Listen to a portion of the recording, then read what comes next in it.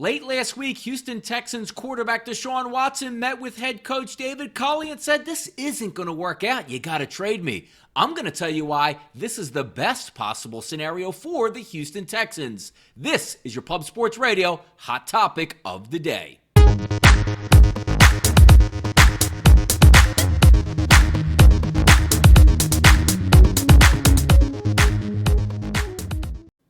I'm Donnie Seymour, and this is your Pub Sports Radio Hot Topic of the Day. All eyes centered on Houston and what they're going to do with their franchise quarterback, Deshaun Watson, coming into the 2021 season. Still a few weeks out from free agency, still about 2 months out from the NFL draft, but there is no shortage of information coming out. Deshaun Watson hanging out with Miami Dolphins players. He wants out of town. He also told David Culley and the organization, "It's over. You got to trade me."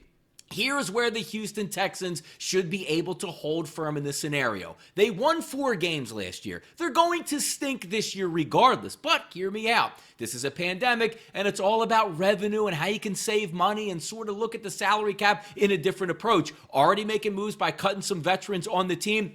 If they trade Deshaun Watson, they're going to eat about $22 million of a cap hit, get a couple first-round draft picks back, and be on in the future. But here's where Houston should be able to hold Deshaun Watson's feet to the fire. 4 years, $156 million contract that he did sign. We already talked about the dead cap money that would come within trading him. But if you're looking from a bottom-line standpoint here, if the player holds out, Deshaun Watson says, "I need to be traded. I'm not showing up to camp." There are fines you can implement on the OTAs in the offseason, which come up here as I'm reading about $95,000 they can fine him for missing a mini camp, and also $50,000 per day for every training camp day missed. And also, if he sits out the preseason, $620,000 they can recoup and don't have to pay him if he sits that out. If he extends it into the regular season, we're talking about going after signing bonus money. So hear me out if you're a Texans fan or if you're a Texas organization here. Again, you're going to stink next year, whether you trade Deshaun Watson or not. If he sits out,